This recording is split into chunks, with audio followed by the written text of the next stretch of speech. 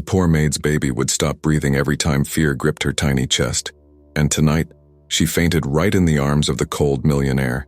His heartbeat exploded in his ears as her little body went limp. In that frozen second, his past and her future collided. Before we begin, tap like, subscribe, and tell us in the comments where you're watching from, because we truly love to know. Grace wiped the last counter of the glittering penthouse kitchen, her fingers cracked from cheap detergent. The city lights reflected on the marble like a world she didn't belong to. On her back, in a faded baby carrier, little Mia breathed softly against her shoulder. Every exhale was a fragile promise that terrified Grace. Mia had always been different from other babies. She cried not from hunger, but from loud voices and sudden movements. Hospitals, sirens, harsh light, anything like that made her tiny body shake. Grace knew why, but hated remembering that small, cold emergency room.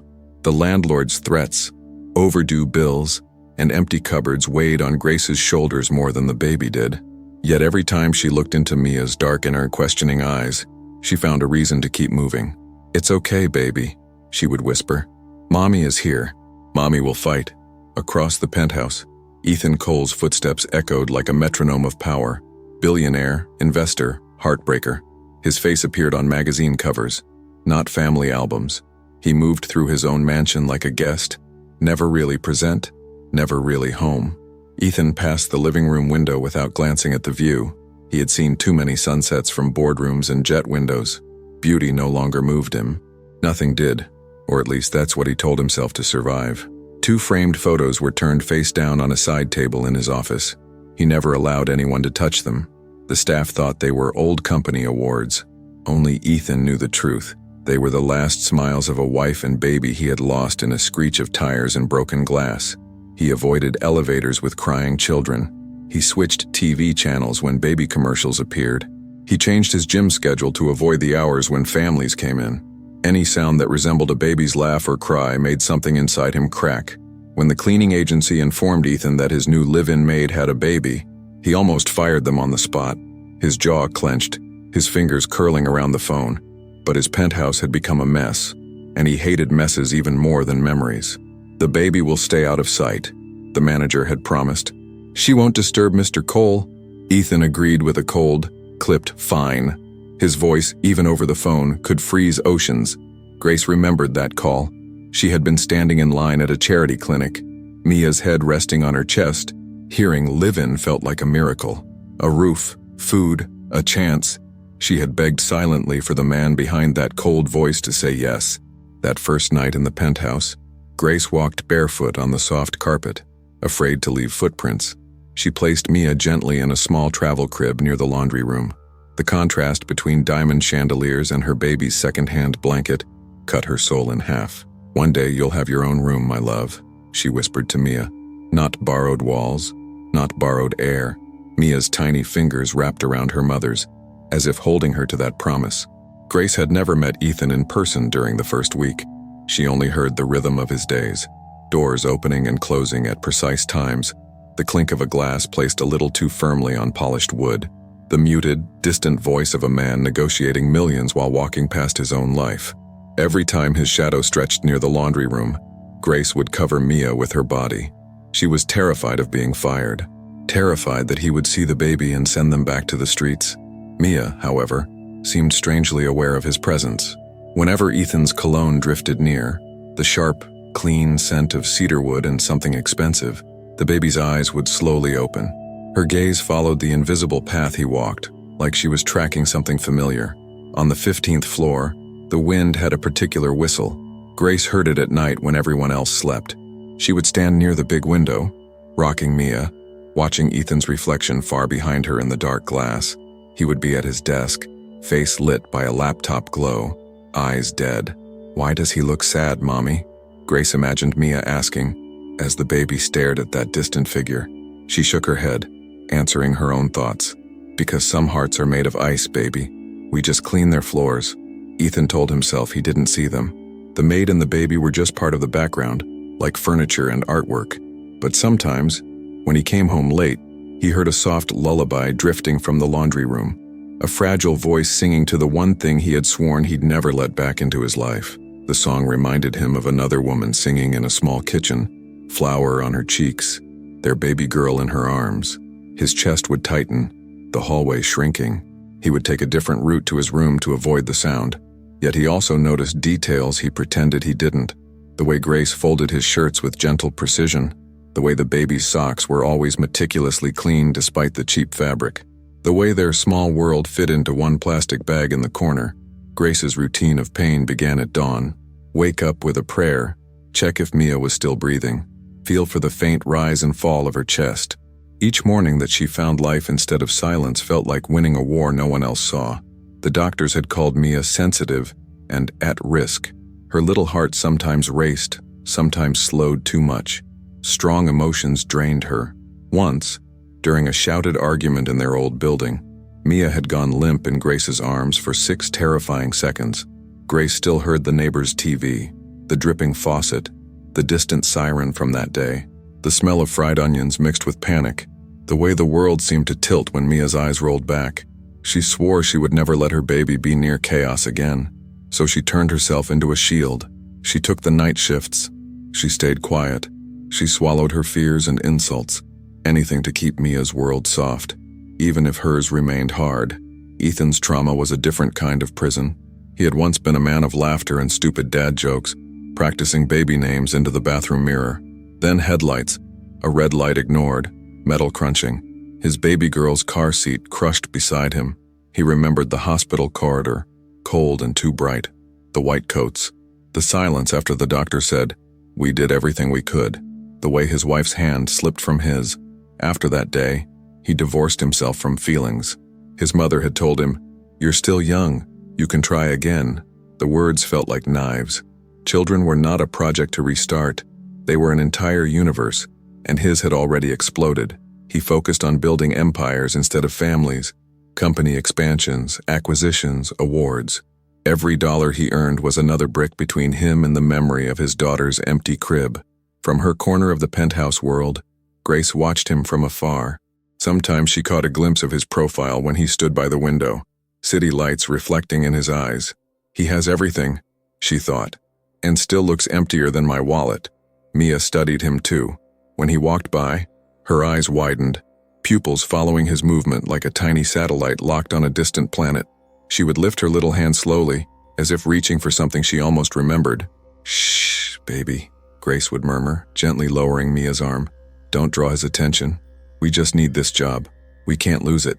Inside, though, she felt the same mysterious pull. Something about Ethan's sadness mirrored her own. One rainy evening, thunder growled outside like a warning. Lightning flashed behind the skyscrapers. The sound made Mia whimper in her sleep. Her fingers twitching, Grace held her tighter, humming a lullaby over the storm. A door slammed somewhere in the penthouse, louder than usual. Ethan had just ended an argument with his board members. His voice had been sharper, harder. The vibration traveled through walls and into Mia's tiny nervous system. Mia's eyes flew open, pupils dilating. Her breathing hitched. Grace felt the change instantly. "Baby, look at me," she whispered, lifting her daughter's chin. "Listen to Mommy's voice. In, out, in, out." Ethan strode down the hall, anger still buzzing in his veins. As he passed the laundry room, he heard something that made him freeze. It wasn't just a baby's cry. It was a broken sound, full of terror, like someone clinging to life. Against his will, his feet moved toward the doorway. He saw Grace kneeling on the floor, Mia in her arms. The baby's face was too pale, her lips trembling. Grace's hands shook as she tried to calm her. For a moment, Ethan's vision doubled. The scene dissolved into another memory. Another woman on a hospital floor. Another baby gasping. His throat closed. He gripped the doorframe so hard his knuckles whitened. Grace looked up and saw him. For the first time, their eyes met properly. For a heartbeat, she didn't see a billionaire. She saw a man drowning. "I'm sorry, sir," she whispered, voice breaking. She's just scared of loud noises." Ethan's gaze dropped to Mia. Those dark eyes stared back at him, filled with a fear he knew too well. His chest ached. Something in him wanted to turn away, but another part wanted to step closer. "Do you need a doctor?" he asked, his voice rough, unfamiliar with concern. The question surprised them both. Grace blinked, not expecting kindness from that mouth. "No, "No," she said quickly, though her heart screamed yes. "She just gets overwhelmed. She's okay." Her words were more a prayer than a fact. Her fingers stroked Mia's hair faster than before. Mia's breathing slowly steadied, like the sea calming after lightning. Yet she kept staring at Ethan, unblinking.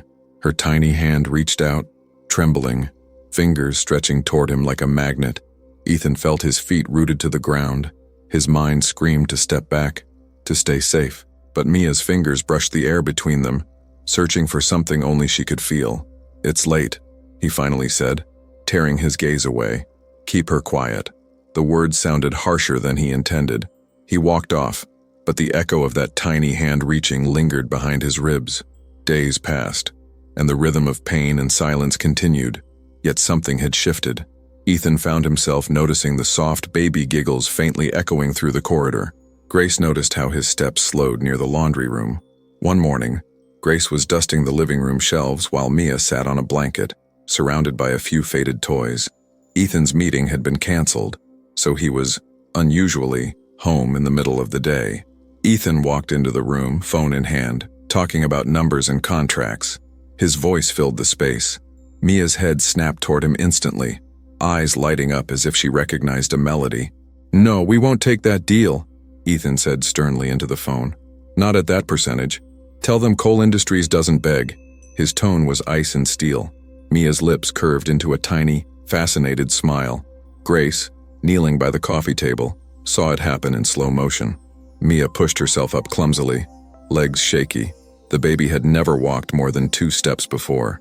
Today, she took one wobbling step toward Ethan, then another. "Mia, wait," Grace whispered, heart racing. She dropped the polishing cloth, hands half outstretched, terrified she would fall. But Mia kept going, eyes locked on Ethan like he was the only safe point in the room. Ethan turned slightly, still on the call, unaware of the tiny miracle happening behind him. "I don't care what their lawyers say," he continued. "We." His sentence cut off as something small bumped gently into his leg. He looked down, confused. Mia stood there, tiny hands gripping the fabric of his suit pants. She tilted her head back, eyes huge, cheeks flushed with effort. Then she did the impossible. She smiled just for him. It wasn't any smile. It was wide and pure, the kind of smile that forgives everything before it happens. Her eyes shone like she had finally reached somewhere she was meant to be. Ethan's breath caught in his throat. On the other end of the line, silence filled the boardroom. "Mr. Cole?" someone asked nervously. Ethan didn't answer. His phone slipped from his fingers onto the couch. Call still active, forgotten. "Hey," he whispered, the word falling out of him before he could stop it. He had not said "hey" in that soft tone since holding his own baby. His voice shook slightly, as if unused to tenderness. Mia lifted her arms in a universal plea. "Hold me. Trust me. Don't be afraid." Her fingers opened and closed, reaching toward his chest, as if she knew exactly where his broken heart hid. Grace watched, frozen from the other side of the coffee table. This baby barely approached strangers, doctors, neighbors, social workers. She hid from them all. But here she was, clinging to a man she should have feared. For a split second, Ethan almost stepped back, ready to call Grace to collect her child. Then Mia wobbled, her knees buckling slightly. Instinct overruled trauma. He bent down and lifted her into his arms. The moment his hands closed around her small body, the world changed. Her warmth seeped through his tailored suit. Her heartbeat fluttered against his chest, scared but real. A tiny sigh escaped her lips as she relaxed into him. Ethan's throat tightened painfully. He held her awkwardly at first, like a man holding a ghost. Then his muscles remembered something they had tried to forget. His arms adjusted, cradling her head, supporting her back. Grace covered her mouth with her hands, tears gathering in her eyes. She had never seen him like this. The cold billionaire looked suddenly human, almost fragile, as if one wrong word could shatter him completely. Mia placed her tiny palm flat against his chest, right over his heart. She stared up into his face with deep, serious concentration, as if she were reading something written inside him, line by broken line. Ethan looked down into those dark eyes and felt time fold. For a split second, he saw another baby staring back at him, one with the same intensity. His vision blurred, and he blinked hard to keep from drowning. "There you go," he murmured, voice barely a breath. "You're safe." The word safe tasted strange in his mouth, like a promise he was afraid to make but couldn't stop himself from saying. Mia giggled, a soft bubbling sound that filled the high ceilings like sunlight. The storm in Ethan's chest eased just a little. Grace watched, goosebumps rising on her arms. Something impossible was happening in front of her eyes. From that day on, Mia's eyes followed Ethan constantly. Whenever he walked into a room, her small hands reached out. If Grace tried to distract her with toys, Mia ignored them, searching for the tall figure in the dark suit. Ethan tried to pretend he didn't notice. He returned to his calls, his meetings, his deals, but he found his gaze drifting to the corner where Mia played. He heard her little sounds over the hum of his expensive appliances.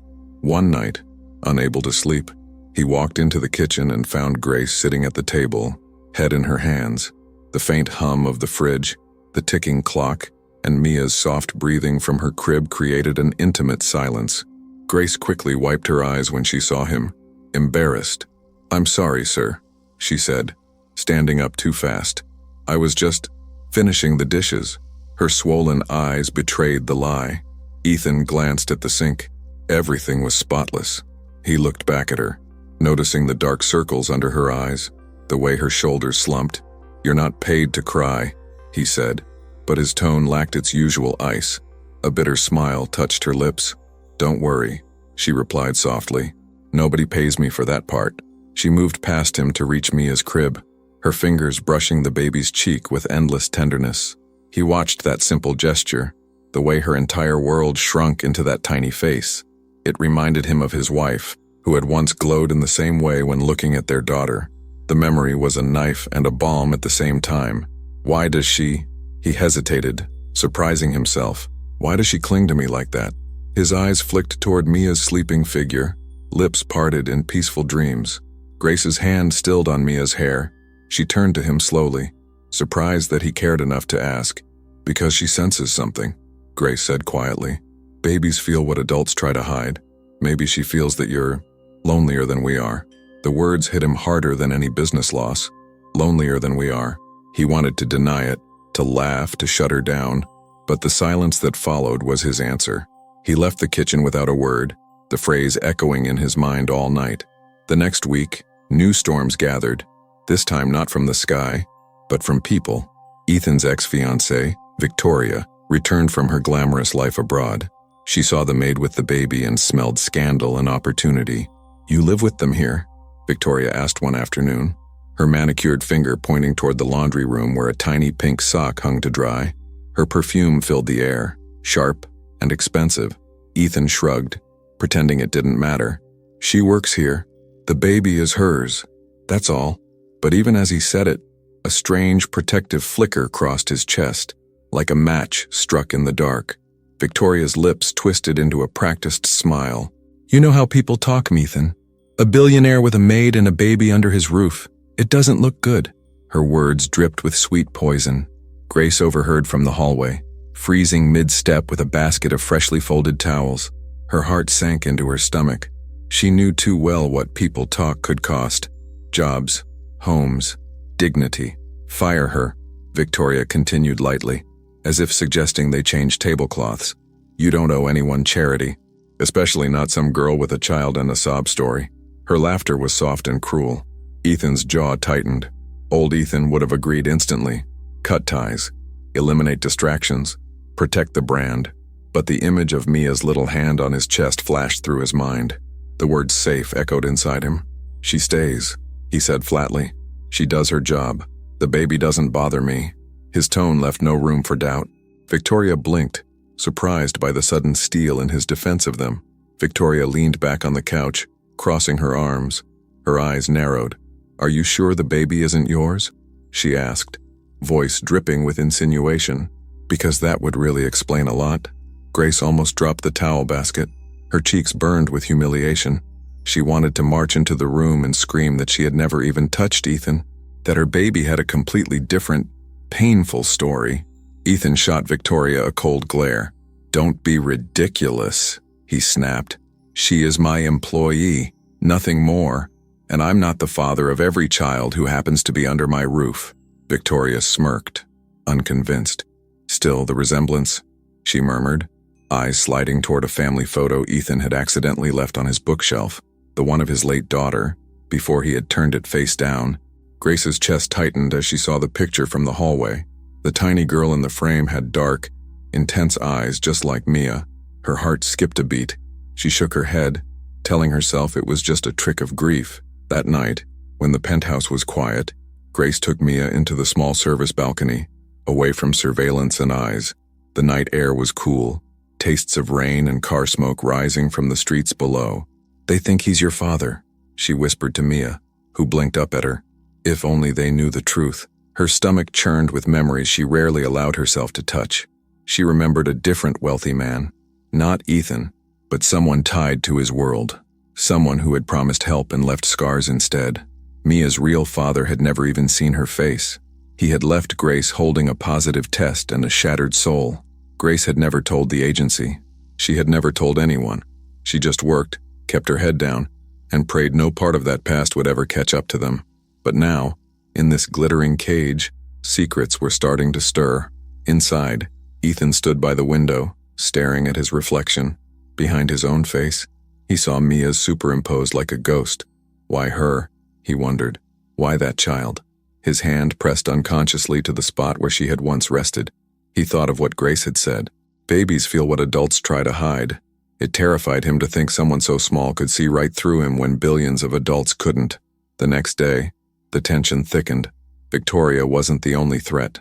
Ethan's lawyer, Mr. Harris, arrived with urgent news about some inheritance dispute involving Ethan's estranged younger brother, Daniel. "Your brother is contesting the will," Mr. Harris explained, adjusting his glasses. "He claims there was a hidden child involved, someone entitled to a share. If this gets out, the press will have a field day." Ethan's brows furrowed. "A hidden child," he repeated, the words sitting heavily in the air. "What does that have to do with me? Daniel can fight ghosts if he wants." "The problem," Harris continued carefully, "is that people already see a child here. A Maid'S baby. Insinuations could quickly escalate. You need to be careful about appearances right now." The walls closed in on Grace as she heard fragments of the conversation. Hidden child. Will. Press. She clutched Mia closer, feeling the baby's small heartbeat race faster against her chest, reacting to the tension in the air. That night, the penthouse felt colder. Ethan wasn't the only one under pressure now. Grace couldn't shake the feeling that they had stepped onto a stage they never asked to be on. Every move watched, every breath judged, as if sensing the weight of all these invisible eyes. Mia became more clingy.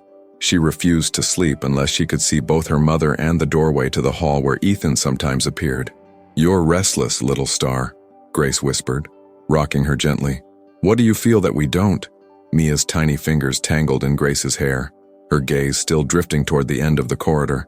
One evening, a storm rolled in again, louder this time. Thunder shook the windows.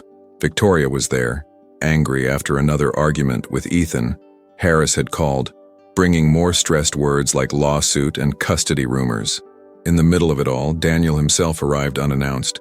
Slimmer than Ethan, with eyes full of resentment, he strutted into the penthouse like he owned it, even though every inch screamed Ethan's taste. "So this is your little charity project?" Daniel mocked, glancing toward where Grace stood, half hidden, holding Mia. The poor maid and her mystery baby. How touching for the press. Grace's spine froze. Mia tucked her face into her mother's neck for a second, then turned to look at Daniel with curious eyes. Ethan stepped between them instinctively, his body forming a barrier. "Leave them out of this," Ethan said through clenched teeth. "Your issue is with me, not my staff." The word "my" rang strong and clear. Grace's heart stuttered at the subtle claim. Daniel raised an eyebrow. "Funny, the minute there's talk of a hidden child in the will, a baby appears in your penthouse. People will make connections, brother, whether they're true or not." Ethan's jaw worked. "You'd sacrifice an innocent woman and her child just to win money?" he demanded. His voice echoed off the high ceilings, vibrating in Mia's tiny chest. The raised voices were too much. The storm outside, the tension inside, the sharp edges of each word cut into Mia's senses. Her breathing quickened. Her small hands clenched and unclenched against Grace's shoulder. Grace felt it instantly, that shift. that invisible hand wrapping around Mia's fragile heart, squeezing. "Please," she whispered, stepping forward timidly. "Could you all lower your voices? She doesn't respond well to yelling." Victoria let out a sharp, cruel laugh. "Oh, so now the baby gives orders too," she sneered. "This is ridiculous, Ethan. You're letting them take over your house." Ethan turned his head slightly and saw Mia's face. Her lips trembled. Her eyelids fluttered. A familiar, icy fear crashed over him, one he hadn't felt since the night he lost his own child. Time slowed. He saw Grace's knuckles whitening around Mia's legs. He saw Daniel's smug expression. He heard Victoria's angry breathing. The thunder rolled again, shaking the glass. "Enough," Ethan said, louder than he intended. "Everyone, stop!" His voice rang with a command that froze the room. Even the storm seemed to pause for a second outside. He walked toward Grace, his movements decisive. "Give her to me," he said gently but firmly. His eyes met Grace's desperate ones. For a moment, she hesitated, torn between fear and trust. Then Mia's breathing hitched sharply, her eyes rolling slightly. Grace choked on a sob and quickly placed the baby into Ethan's arms. "Please," she whispered, voice breaking. "Don't let her go." As soon as Mia touched his chest, Ethan felt the storm inside her. Her tiny body trembled. Her heartbeat fluttered erratically against his ribs. He held her closer, his arms like a fortress. Hey, he murmured, his voice shaking, memories flooding back. "Stay with me, little one. Stay with me." He forgot Daniel. He forgot Victoria. He forgot Harris. There was only this child and the terror of losing another. Mia's lashes fluttered, her fingers curling into his shirt. The storm outside crashed, lightning brightening the room for a heartbeat. Ethan swore he saw tears gathering at the corners of her eyes before they rolled back. Grace's knees nearly buckled. "Mia!" she cried, reaching out, her voice splintering into a broken sound that pierced the air. She could barely stand, every muscle screaming to grab her baby back. Victoria stepped back, suddenly unsure, the color draining from her face. Daniel watched, stunned, as if the script had gone off the rails. Even Harris, clutching his briefcase, went pale. Mia's small body suddenly went limp against Ethan's chest. Her head slumped to the side, lips parting. For a second that felt like eternity, she didn't move at all. Silence crashed over the room, heavier than thunder.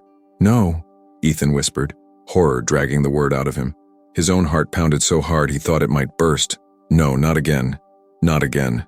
His voice broke, raw and exposed. Without thinking, he shifted her to one arm and used his free hand to tap her cheek gently. "Mia, look at me," he pleaded. "Open your eyes. Come on, little fighter. Don't you dare leave me." Grace sobbed, hands pressed to her mouth, terrified to interfere, terrified not to. "She faints sometimes," she managed to say through tears. Her heart, her fear, sometimes it's too much. Please help her."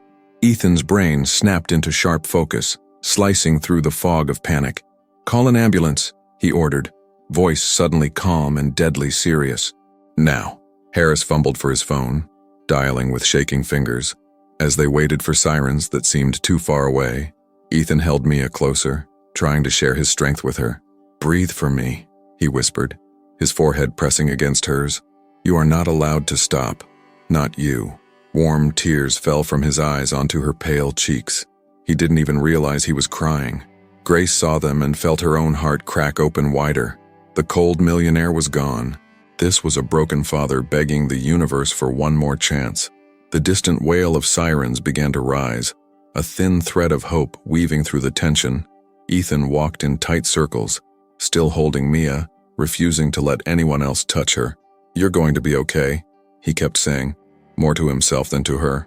For a moment, Mia stirred. Her small hand twitched, fingers brushing weakly against his neck. Everyone leaned in, holding their breath, as if any sound could scare her away again. Then, in the softest whisper, barely more than air, her lips moved. A single, fragile word slipped into the space between them, vibrating straight into Ethan's soul. It was so quiet no one else heard it clearly. Ethan's eyes widened. His world stopped. He hadn't heard that word directed at him in years. The sound of it ripped open wounds he had stitched shut with money and silence. "What did she say?" Grace asked, voice trembling, trying to read his expression. Her hands clutched the edge of his sleeve like a lifeline. Fear and hope battled in her eyes. Ethan swallowed hard, his throat burning. He looked down at Mia, then up at Grace, then back at the others frozen around them. The sirens grew louder, filling the room with a distant, urgent howl. Before he could answer, paramedics burst through the door, rolling in a stretcher and carrying equipment. Lights flashed red and blue outside, painting the glass walls with frantic color. Male, holding infant, possible fainting episode, one paramedic reported quickly, moving toward Ethan. "Sir, we need to take her. Please lay her down here." His gloved hands reached for Mia. Every cell in Ethan's body screamed to hold on, but he forced himself to place her gently onto the stretcher, his hands trembling. As they attached small monitors to her chest, the beeps started faint and irregular. Grace stood beside him, their shoulders almost touching, both of them shaking. For the first time, they weren't employer and maid. They were just two terrified souls watching half their hearts lying on a stretcher. "We'll take her to St. Mary's," the paramedic said firmly. "She needs immediate evaluation. One parent can ride with us." The word parent hung in the air like a loaded gun. Grace opened her mouth to say, "I'm her mother," but Ethan spoke at the exact same second. "I'm coming," he said, his voice leaving no room for refusal. Their eyes collided with stunned shock. "You can both follow," the paramedic added quickly, misreading the situation but not having time to clarify. "We need to move now." They began wheeling Mia toward the elevator. Ethan grabbed his coat with one hand, still walking beside the stretcher. Grace stumbled at his other side, gripping the metal rail near Mia's tiny hand. The hallway blurred as they moved. In the cramped elevator, the beeping of the monitor seemed too slow, too fragile. Ethan stared at the small lines on the screen, remembering a different hospital, a different monitor that had gone flat. "Don't let it happen again," he begged silently. Not sure if he spoke to God, fate, or the baby herself. Grace closed her eyes, whispering a prayer in broken, soundless words.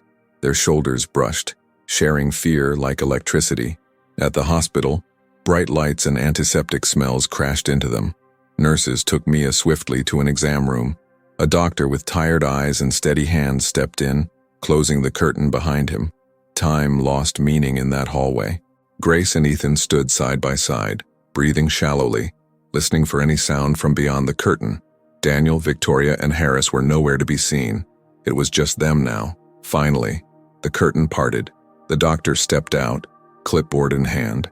His expression was serious, but not hopeless. He looked from Grace to Ethan, then back, as if deciding where to aim his words. "We ran some urgent tests," he said slowly, his gaze settling on Ethan. "And there's something you both need to know about this baby." He took a breath, then spoke the words that would shatter and remake their entire world. "Mr. Cole, this child is biologically yours."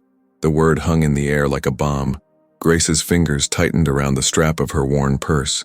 "Biologically his," she whispered, her eyes darting from the doctor to Ethan. Her whole world tilted, like the floor was sliding out from under her. Ethan felt the corridor shrink around him. For a moment, he heard nothing but the echo of those words. "This child is biologically yours." His stomach twisted, torn between terror and an aching, impossible hope he didn't dare touch. "That's not possible," he managed, his voice hoarse. "I never—" He glanced at Grace, flushed with shame, as if accused of something he couldn't remember.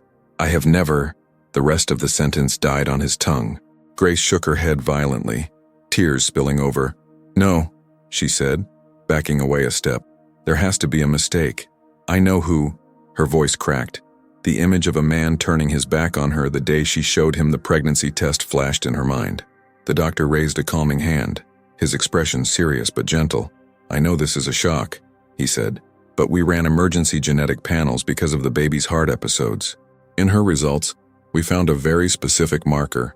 He turned his clipboard, showing complex diagrams neither of them could really see. "Her DNA was cross-checked automatically with our registry," he continued, "and it pinged a perfect match with a donor file. Ethan Cole." Ethan stared at the paper as if it were written in fire. "Donor file," he repeated slowly. His mind clawed backward through years of pain.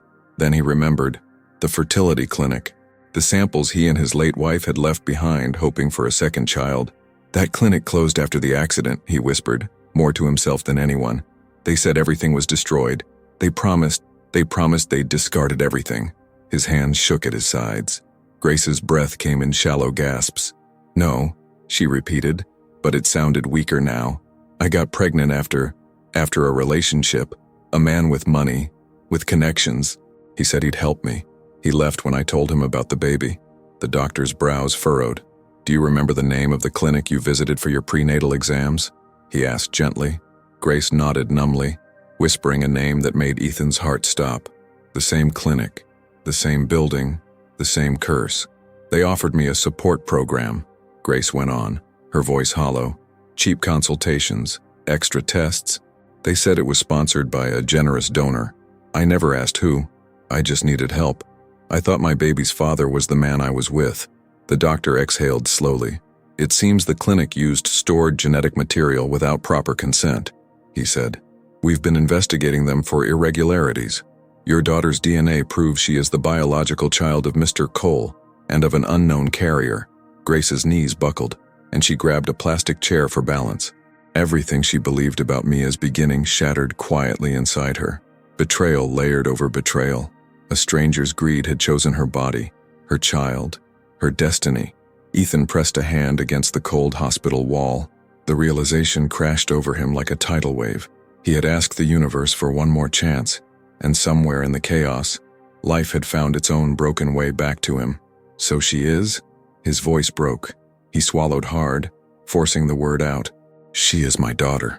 The phrase felt both terrifying and right, like putting on a coat that had always been meant for him. Grace's eyes snapped to his, wide and wet. She's my daughter, she whispered fiercely. I carried her. I bled for her. I worked 3 jobs while pregnant. I held her when nobody else wanted us. No clinic, no paper, no billionaire changes that. Ethan's gaze softened with respect at the fire in her voice. I didn't say she wasn't yours, he replied quietly. I said she's mine too. The words trembled, thick with unshed tears and old grief. The doctor cleared his throat gently. Right now, what matters most is her health, he reminded them. She's stable, but her episodes are serious. She needs follow-up care, monitoring, and a calm environment. Stress is dangerous for her heart. Grace nodded quickly, wiping her face with the back of her hand. I'll do anything, she said. I'll sleep on the floor. I'll work nights. I'll sell my lungs if I have to. Just keep her alive. Her desperation filled the hallway like a plea to heaven. The doctor looked at Ethan. And you? He asked. As her biological father, your involvement could give her access to better treatment, private care, specialists, genetic counseling. She needs more than what a struggling single mother can afford. Ethan didn't flinch at the unintentional cruelty of that last phrase. He saw it reflected in Grace's eyes, like a fresh wound. I will pay for everything, he said instantly. Every exam, every medication, every specialist, I don't care what it costs. Grace's shoulders tensed. And what will you demand in return? She asked, her voice trembling but firm. Because men like you don't give without taking something, Mr. Cole. I've learned that the hard way. Ethan looked at her, something breaking open in his gaze. I won't take her from you, he said softly. I wouldn't survive doing that to another mother. I can't stand the thought of losing a child again. Especially not knowing she was mine all along. The hallway grew quiet. The buzzing of fluorescent lights, the distant beeping of monitors, the murmur of nurses, all faded around them. They stood exiled in their shared pain, bound by a little girl behind a curtain. Go see her, the doctor said gently. She's awake now, a bit weak but responsive. Talk to her. Let her feel you near. She seems strangely calm when you're close, Mr. Cole. Our nurses noticed that. Grace and Ethan exchanged a hesitant glance.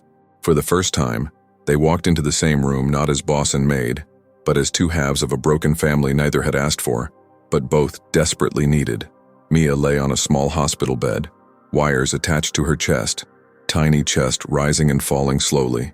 Her eyes fluttered open when she heard their footsteps. The sterile room smelled of antiseptic and plastic and something faintly sweet. Hey, little star, Grace whispered, rushing to her side. She brushed a stray hair from Mia's forehead, her hand trembling. You scared Mommy to death. Tears dripped onto the white sheet like rain. Ethan stood at the foot of the bed, suddenly afraid to get too close. He felt like an intruder in their sacred universe. Yet Mia's gaze slid past the tubes and wires, locking onto him with quiet recognition. She lifted one hand weakly, fingers curling toward him, her lips parted, and she tried to form the same word she had whispered before fainting. This time the sound came out clearer, like a soft bell in a cathedral. "Da-dee," she breathed. The world stopped. The monitors, the nurses' movements, the distant noises all faded. Only that tiny word remained echoing in Ethan's chest. Daddy, the word he had sworn he'd never hear again, the word that had died with his first child. Tears flooded his eyes, blurring Mia's face. He moved closer, almost in a trance, reaching for her small hand, her fingers wrapped weakly around his. A fragile connection, a bridge over years of grief. Grace watched, stunned. "Is that what she said before?" she whispered, her voice shaking. "When she fainted in your arms, when you wouldn't tell me what she whispered?" Ethan nodded slowly, unable to look away from Mia. "Yes," he choked out. "That's what he heard next. That's what I heard. She called me daddy before I even knew the truth." The confession shivered through the room. Grace covered her mouth, sobbing silently. It felt like the universe had been writing a story around her without asking her permission.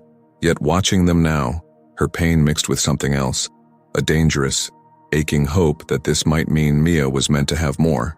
Mia tightened her grip around Ethan's finger, her eyes sliding closed again, exhausted but peaceful. The monitor beeped steadily like a tiny drum announcing that life still held on. "She chose you before science did," Grace whispered. "Before papers, before lawyers." She knew. The admission cost her pride, but it also freed something inside her.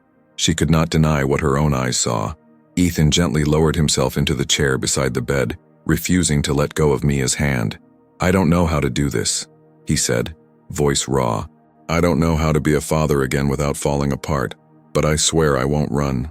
Grace took the chair on the other side, wiping Mia's little arm with shaky fingers. "I don't know how to share her," she admitted. "I've had to fight alone for so long, but I swear I'll try not to shut you out if you're really staying." Before Ethan could answer, his phone buzzed violently. Messages from Daniel and Victoria flooded the screen. Headlines were already appearing online. "Billionaire's secret baby. Hidden heir under Maid'S roof. The storm had found them. They're going to use her," Grace whispered, reading over his shoulder. "Use her name, her face, her blood. All for money and power." Her stomach twisted with nausea. She wanted to rip every screen off the walls. Ethan's jaw tightened, his old armor rising. But this time, it wasn't to protect himself. It was to protect them. "Over my dead body," he said quietly. "No one uses my daughter as a weapon. Not my brother. Not my ex. Not the press." Grace blinked at the word, "my," her heart stuttering. She didn't correct him. Somehow, it sounded less like theft and more like shelter when he said it now. Like he was finally stepping into a place that had always been waiting for him. Hours passed. Nurses came and went, adjusting Mia's wires and checking her vitals. Through it all, Ethan stayed. Grace dozed off with her head near Mia's feet, one hand always touching the bed, as if to anchor her child to earth. At dawn, the sky outside the hospital windows blushed pink. Ethan stared at it, Mia's soft breathing steady beside him. The last time he'd watched a sunrise in a hospital, he had left with empty arms. This time, something was different. This time, life had given him a second chance. Daniel arrived with a lawyer in tow, eyes sharp, lips already forming accusations. Victoria followed, sunglasses hiding her irritation. They marched down the corridor like predators sniffing blood. "There you are," Daniel sneered when he saw Ethan. "I hope you understand what this means, brother. A biological heir changes everything. The will, the company, the press. You can't hide this baby forever." Ethan stood, positioning himself between them and the door to Mia's room. "She's not a headline," he said coolly. "She's a child, my child, and you will not go near her without my permission." The lawyer cleared his throat. "Legally speaking, Mr. Cole," he began, glancing nervously between the brothers, "there may be questions of custody, guardianship, and—" Grace stepped out of the room at that moment, rubbing her eyes. She froze when she saw the small crowd. Her body went immediately tense, shifting into protective mode. "What's happening?" she demanded, instinctively blocking the doorway with her own frame. Daniel's gaze swept over her with contempt. "You're standing in the way of a legal conversation, Maid," he said dismissively. "This is about money and bloodlines, things you don't have." Grace's cheeks flushed, but she didn't move. "I have something you don't," she shot back quietly. "I have the baby's trust. She falls apart when people like you raise their voices. So lower yours, or get out." Ethan almost smiled despite the tension. Her bravery lit something inside him. "She's right," he said firmly. "This conversation doesn't happen here. Not in front of the room where my daughter is recovering." Daniel rolled his eyes. "Fine," he said coldly. "But understand this, Ethan. If that baby is legally yours, she becomes part of this family name. And that means she's part of the inheritance. I'm not losing what's mine because you decided to play house with a maid." Grace flinched at the phrase playhouse. It sliced through her like a blade. She stared at Ethan, suddenly afraid. Was that what this would become? A game? A phase? A gesture that would eventually end with her on the street? Ethan saw the fear in her eyes and something in him hardened. "You want my money?" he asked Daniel quietly. "Take it. Take the shares, the houses, the cars. I don't care. But you don't get a single piece of her life. Not her name, not her face, not her future." Daniel's jaw dropped. "Are you insane?" he spat. "You'd throw away your billions for some child you didn't even know existed last week? For some maid's mistake?" Ethan's voice dropped to a deadly calm. "She is not a mistake," he said. "She is the only thing in my life that isn't." His eyes glittered, full of old pain and new resolve. "And if I have to walk away from every boardroom to protect her, I will." Silence flooded the corridor, thick and stunned. Victoria shifted uncomfortably, suddenly unsure if she liked this version of Ethan. The lawyer looked like he wanted to disappear into the floor. Grace stared at him as if seeing him for the first time. This wasn't just a billionaire defending his image. This was a man ready to lose everything material to keep something fragile and irreplaceable. A father. Daniel scoffed, masking his unease. "You're emotional," he snapped. "Once the headlines fade, you'll come back to your senses. And when you do, the child will still be there, tied to your public image. You'll regret this." Ethan stepped closer, nose almost touching his brother's. "The only regret I live with," he said in a low, dangerous voice, "is not being able to save my first daughter. I will not add a second one to that list because of your greed." The doctor appeared then, sensing the tension. "You're disturbing my patience," he said sharply. "Take your arguments outside. The baby needs calm and stability, or these fainting spells will continue, and the next one could be fatal." The word fatal sliced through all of them. Grace's hand flew to her chest. Ethan's breath hitched. Even Daniel and Victoria shifted uneasily. For a moment, money, inheritance, and ego looked small compared to the image of a tiny white coffin. "Enough," Grace whispered, more to herself than them. She stepped backward into the room. "I don't care about your money, your fights, or your name. If this continues, I'll do the only thing I know how to do. Run." With her, Ethan's heart lurched. He followed her into the room as the doctor ushered the others away. The door clicked softly behind them, muffling the outside world. Inside, Mia slept, unaware of the wars fought in her name. "Don't run," Ethan said, voice cracking. "Please, I know that's probably all life has taught you to do, but if you disappear, I'll lose her again. And this time, I know she exists. I won't survive that." Grace sank into the chair, burying her face in her hands. "What am I supposed to do?" she whispered. "Trust the man whose world is destroying ours. The man whose name is on the DNA that ruined my plans, my body, my peace." He knelt in front of her, something no one in his world had ever seen him do. "Trust the man who is begging," he said quietly. "Not as a billionaire, not as your boss, as a father on his knees in a hospital room, asking for one more chance to get it right." Her fingers loosened from her face. She looked at him, seeing not the perfect suit or expensive watch, but the broken boy inside the man, the one who had lost a child, a wife, a sense of purpose, the one Mia had somehow chosen. "If I stay," she whispered, "we do this my way. Slow, careful, no press, no photos, no showing her off like she's some trophy heir. She's a child, not a headline." Ethan nodded immediately. "Agreed," he said. "No press. I'll hire private doctors, move us somewhere quieter, somewhere safe. I don't care if the world calls me crazy. They already did when I stopped caring about parties and interviews." "And if one day you change your mind?" Grace asked, voice barely audible. "If one day your world demands you choose between us and your empire, what then?" Ethan swallowed, eyes never leaving hers.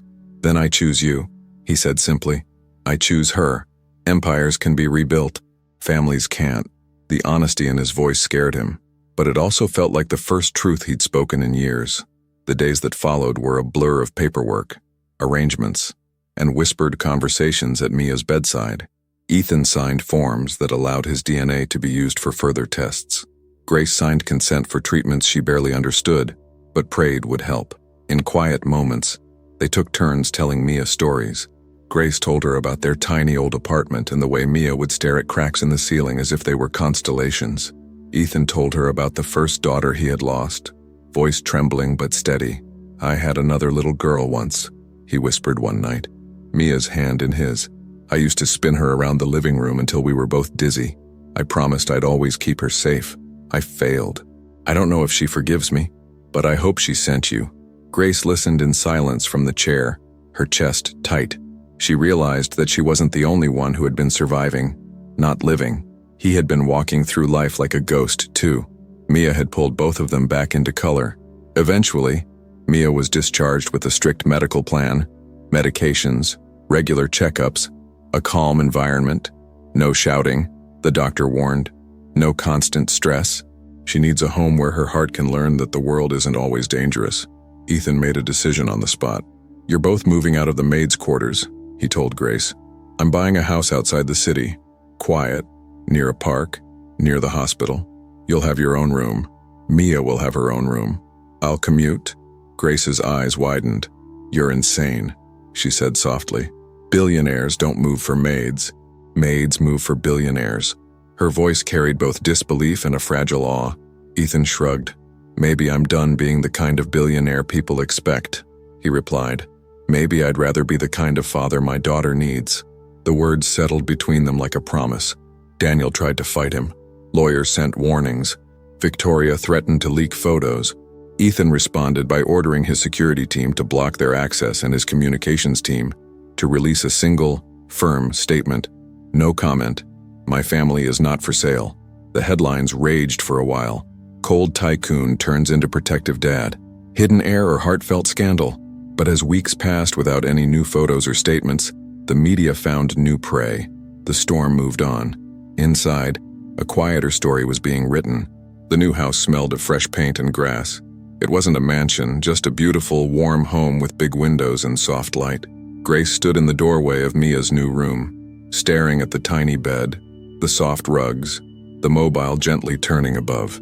"I don't know how to exist in a place like this," she whispered, running her fingers over a small bookshelf already filled with picture books. "I've only ever lived in borrowed spaces, rooms they could take away whenever they wanted."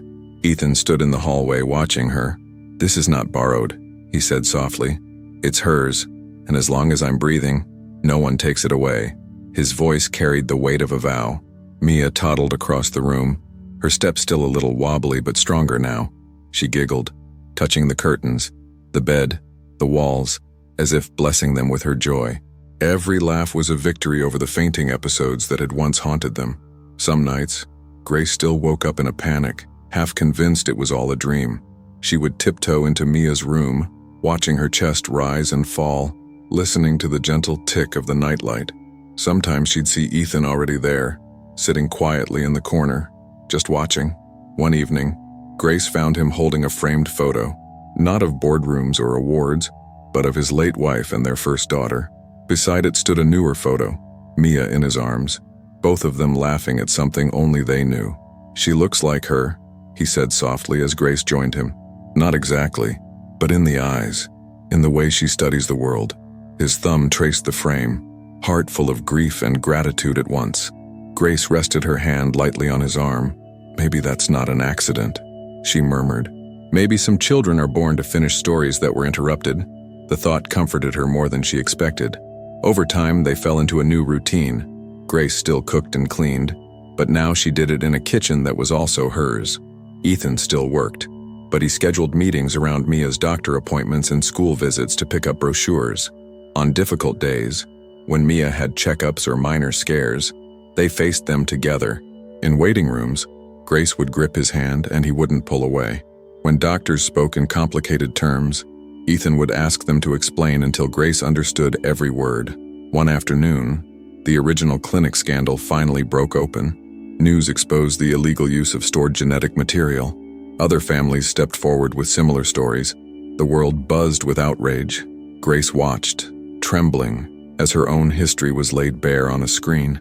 Ethan turned off the TV. "They stole from us," he said quietly. "From you, from me, from Mia. They took choices we should have made together. They turned our lives into an experiment." His eyes burned with controlled fury. Grace nodded slowly, tears slipping down her face. "But they also gave me her," she whispered. "And if the price of having her was hating them for the rest of my life, I'd still pay it. She's the only good thing that ever came from that darkness." Ethan looked at her, realizing how much strength lived in this woman he'd once dismissed as just a maid.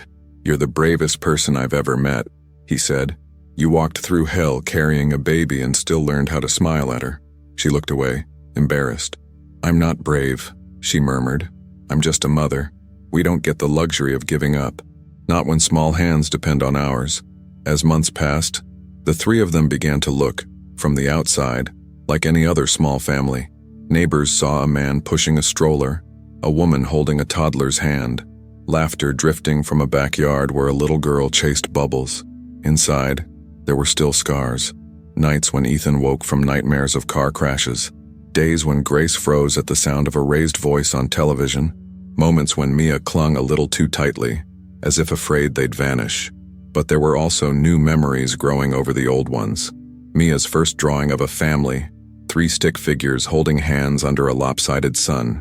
Her first clumsy "I love you" said to both of them at once. Her first day at preschool, crying only until Ethan crouched to her level and whispered, "Daddy will be right here when you come out." Their relationship, Grace and Ethan's, was slower, more complicated. They moved like people who had both been burned badly. Sometimes their hands brushed in the hallway and they both stepped back too fast. Sometimes they lingered. One rainy night, after Mia fell asleep early, they found themselves in the living room, sharing a blanket and a movie neither of them were really watching. The sound of the rain on the windows wrapped the house in a soft cocoon. "Do you ever hate me?" Ethan asked suddenly, eyes fixed on the flickering screen. "For the blood that ties me to her, for the world that almost crushed you, for the fact that my name brings danger to your door." Grace thought for a long moment. "Sometimes I hate what your world did to mine," she admitted. "The whispers, the headlines, the fear. But when I see you reading bedtime stories to her and crying when you think no one sees, it's hard to keep hating." He let out a shaky breath. "Sometimes I hate myself," he confessed, "for not knowing she existed, for not finding you sooner, for needing a fainting spell and a whispered word to finally wake up." Grace turned to him, studying his profile. "You're awake now," she said softly, "and she needs you awake. That's what matters to me." Her hand found his under the blanket and stayed there this time. Their fingers intertwined slowly, without fireworks, just a deep, quiet understanding. Two survivors finding warmth in each other's presence, not to erase old pain, but to make space for something gentler beside it. The next big test came unexpectedly. Daniel appeared at their new house one afternoon. No lawyer, no cameras, just a man on a doorstep looking smaller than before. He held an envelope in his hand, knuckles white. Ethan opened the door cautiously, blocking the hallway with his body.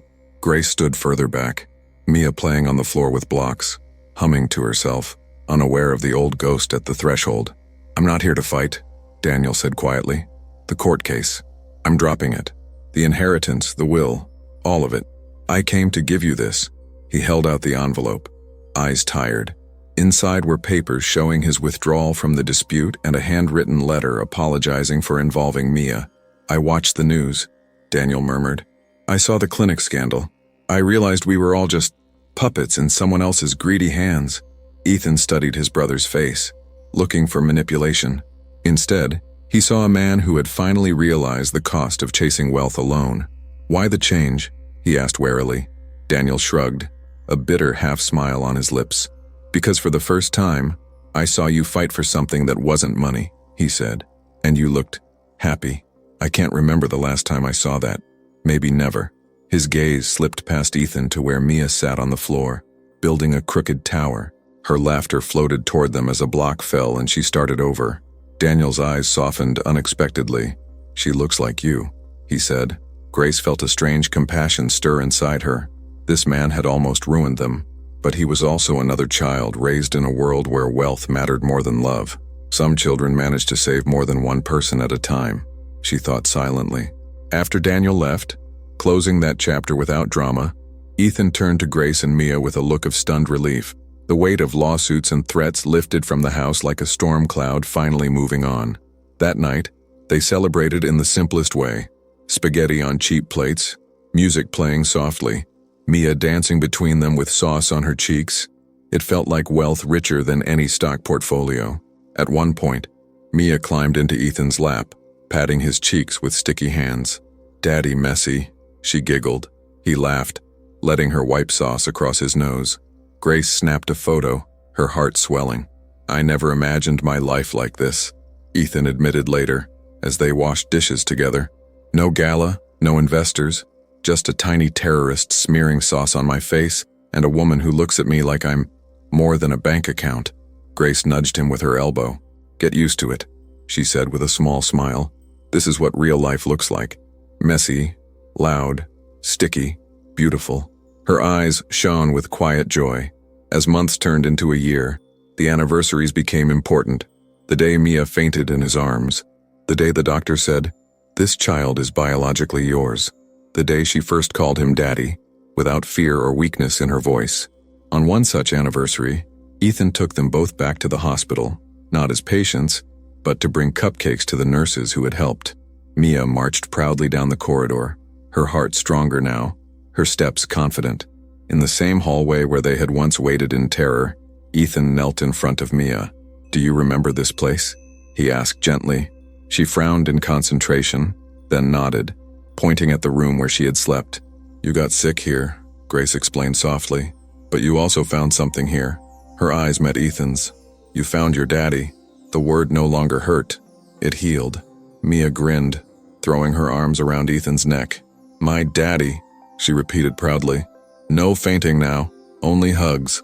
She squeezed him so hard he pretended to choke, making her giggle harder. That night, after Mia was tucked in with a new story and a kiss on her forehead from both parents, Ethan and Grace sat on the porch, watching the stars. The air smelled of grass and distant rain. "Do you ever think about how everything could have been different?" Ethan asked, staring at the sky. "If the clinic hadn't lied, if your ex hadn't left, if my daughter hadn't gone, would we still be here, like this?" Grace wrapped her arms around herself, thinking. "Sometimes," she admitted. "But then I look at her, at you, at this house, and I think maybe we're exactly where we were always meant to end up. We just took the most painful road to get here." He turned to look at her, his eyes reflecting starlight. "I'm sorry for every step on that road that hurt you," he said. "Even the ones I didn't cause directly. My world is loud, sharp, merciless. You walked into it with a baby and no armor." Grace met his gaze steadily. "I have armor," she said softly. "Her name is Mia, and now, maybe your name is part of that armor too. Not because you're rich, but because you finally learned how to stand in front of us when the world throws stones."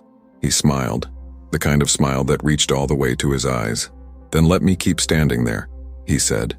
"Not as a shield that hides you, but as a wall that protects you while you grow stronger too." Slowly, gently, he reached for her hand. This time, she didn't hesitate. She leaned into his shoulder, feeling the steady beat of a heart that had once been frozen. Together, they watched the sky, a small family under a vast, forgiving universe. Inside, on Mia's nightstand, sat 3 framed photos. One of Grace holding her as a newborn in a tiny apartment, one of Ethan lifting her into the air in their new backyard, both laughing, and one older photo of a woman and child gone too soon. Mia would grow up knowing that love could come from blood and from choice, that sometimes family is written in DNA, and sometimes it's written in the way people show up on the worst nights. She would grow up knowing she had saved more than her own life. Years from now, when she asked about the day she fainted in the Millionaire's arms, they would tell her the story together, how time stopped, how fear almost won, how a single whispered word changed everything. They would tell her about the doctor's revelation, the battles fought, the promises made, about a man who almost lost himself in money and found his soul again in the heartbeat of a fragile child who chose him first. They would tell her about a poor maid who refused to let the world crush her, who guarded a tiny life with nails and teeth, and who eventually learned she didn't have to fight alone anymore. And they would tell her about the moment afterward, when the sirens faded and the monitors steadied and he finally confessed what he had heard next. Not from a doctor, not from a lawyer, but from her own lips. "You called me Daddy," Ethan would say softly, every time. "With your last bit of strength, you gave me back the one word I thought I'd never deserve again." That's when I knew my old life was over. And our real life had just begun. Back in the present, he stood at her bedroom door, watching her sleep. Grace joined him, leaning against the doorframe. They didn't need to speak. The quiet house, the slow rhythm of Mia's breathing, said enough. Ethan took a deep breath, feeling peace settle where guilt once lived. "I couldn't save my first daughter," he thought, eyes stinging. "But because of you, little one, I learned how to save myself. And now maybe I can save you too." Grace slipped her hand into his, giving it a gentle squeeze. She didn't know what tomorrow would bring. Sickness, health, fights, laughter. Life didn't promise easy, but for the first time, she wasn't walking into it alone. As they turned off the light and closed Mia's door, the house settled into a soft hush. Outside, the world kept spinning. Inside, 3 wounded hearts healed each other slowly, stitch by stitch, day by day. The cold millionaire had become a father again. The poor maid had found a partner instead of a master, and the fragile baby with the fainting heart had become the force that rewrote all their destinies. Sometimes, the greatest miracles don't come with trumpets and angels. They come with tiny hands gripping a suit jacket, whispered words in a collapsing hallway, and a fainted baby who pulls a man back from the edge of his own emptiness. So now it's your turn, watching their story from your screen. If life suddenly placed a child in your arms, one who carried both your blood and your second chance, would you run from the fear or hold on through the storm? Tell us in the comments what you would do, where you're watching from, and if this story touched your heart. And don't forget to like and subscribe, because somewhere out there, someone else needs to remember that even the coldest hearts can learn to say Daddy again.